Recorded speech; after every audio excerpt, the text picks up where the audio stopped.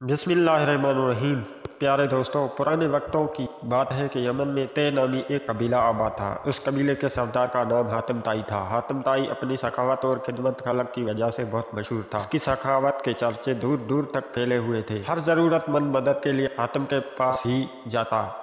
ये देखकर बादशाह हसद का शिकार हो गया और हातिम ताई को खत्म करने का प्रोग्राम बनाया और अपनी फौज के साथ हातिम के इलाके पर हमला कर दिया। उसे ये जानकर बहुत दुख हुआ। वो नहीं चाहता था कि बेगुनाह लोग मारे जाए, इसलिए उसने अपना शहर छोड़ने का फैसला किया और पहाड़ों में जाकर छुप गया।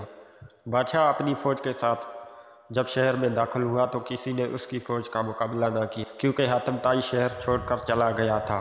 बादशाह ने हातिम का तमाम माल व असबाब लूट लिया। उसके साथ ही बादशाह ने ये ऐलान कर दिया कि जो शख्स हातिम को ढूंढ कर लाएगा उसको बहुत बड़ा इनाम दिया जाएगा। हातिम ने कहा कि एक खूह में पनाह लेकर रखी थी। एक रोज उसी खूह के करीब एक बूढ़ा लकड़हारा और उसकी बीवी लकड़ियां काट रहे थे। वो बहुत गरीब थे। लकड़हारे की बीवी हसरत से बोली, काश हातिम ताई हमारे हाथ लग जाता तो हम उसे बादशाह के हवाले करके इनाम पा लेते और आराम की जिंदगी बसर करते। लकड़हारा बोला, फजूल बात मत सोचो, हमारी ऐसी किस्मत कहाँ कि हातिम हमारे हाथ लग जाए और हम इनाम हासिल करके आराम से जिंदगी बसर कर सके। हातिम ताई खूह के अंदर बैठा ये बातें सुन रहा था। उसने सोचा कि उससे उस बेसरो सामानी की हालत में मैं उनके काम आ सकता हूँ।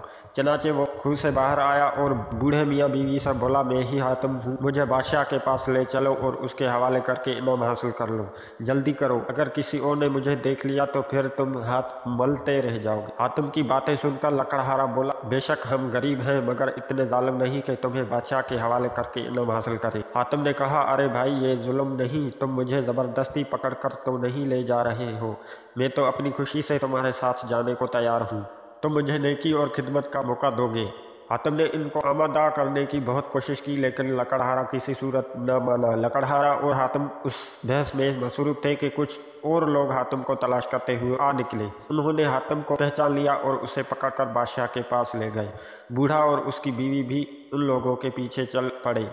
बादशाह के दरबार में पहुंचकर हर शख्स ये दावा कर रहा था कि हातिम को उसने पकड़ा है, वही इनाम का मुस्तहिक है। बहुत सारे दावेदारों की वजह से बादशाह के लिए फैसला करना मुश्किल हो गया। आखिर बादशाह ने हातिम से कहा, तुम ही बताओ कि तुम्हें पकड़कर लाने वाला कौन है, ताकि उसे इनाम की रकम दी जाए। हातिम बोला, हुजूर, सच तो यह है कि मुझे पकड़ने वाला बूढ़ा लकड़हारा है जो चुपचाप पीछे खड़ा है, ये तमाशा देख रहा है। बाकी लोग इनाम की लालच में झूठ बोल रहे हैं। लकड़हारा बोला, हुजूर वाला, सच तो यह है कि मैं भी हातिम को पकड़कर नहीं लाया, बल्कि ये खुद आया है। फिर लकड़हारे ने बादशाह सलामत को सारी बात बताई। बादशाह को जब हकीकत मालूम हुई तो उसने हातिम से कहा, मैं तुम्हारी शोहरत से तुम्हारा दुश्मन बन गया था। मुझे अफसोस है, तुम वाकई अजीम इंसान हो जो हर हाल में दूसरों की मदद और खिदमत के लिए तैयार रहते हो। मैं तुमसे अपनी किए की माफ़ी मांगता हूँ। उसके बाद बादशाह ने लकड़हारे को इनाम दिया और हातिम का सारा इलाका उसे वापस करने का ऐलान किया।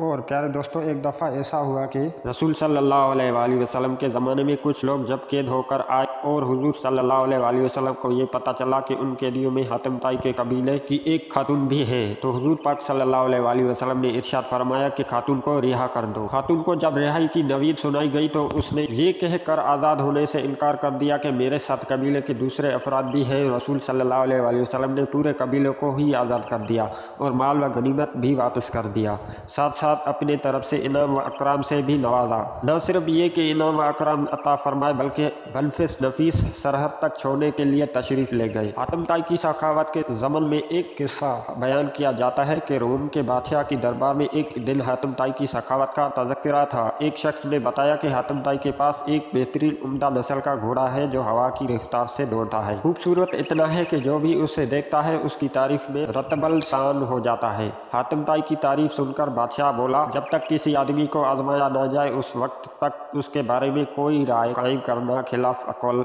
व शऊर है। बादशाह ने वजीर से कहा कि तुम खुद जाओ और हातिम ताई की सखावत के बारे में हमें मालूमात फराहम करो और किसी ऐसी चीज़ का मुतालबा करो उसकी नज़र में सबसे ज़्यादा कीमती हो।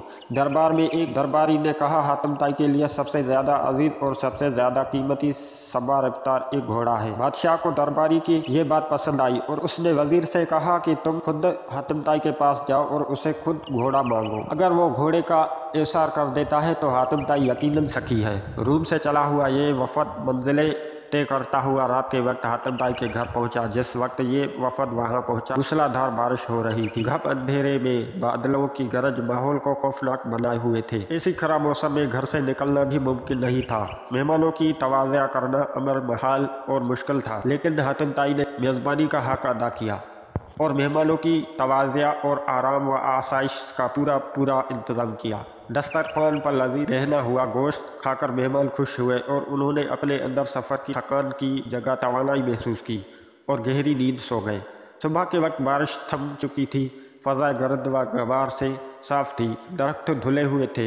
हवा खनक आलूद और दिल खुशकुन लगता था। ऑक्सीजन घूंट घूंट अंदर उतर रही थी।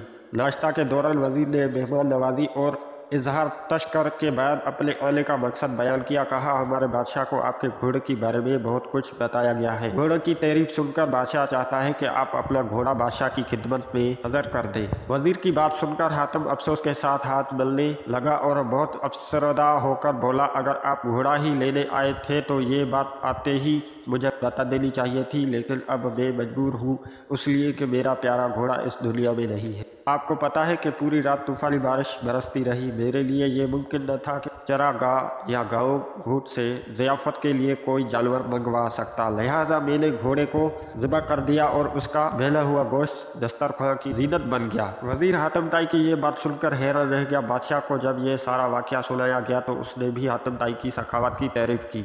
दोस्तों, वीडियो अच्छी लगे तो वीडियो को लाइक कर दें, चैनल को सब्सक्राइब कर दें। जज़ाकल्लाह।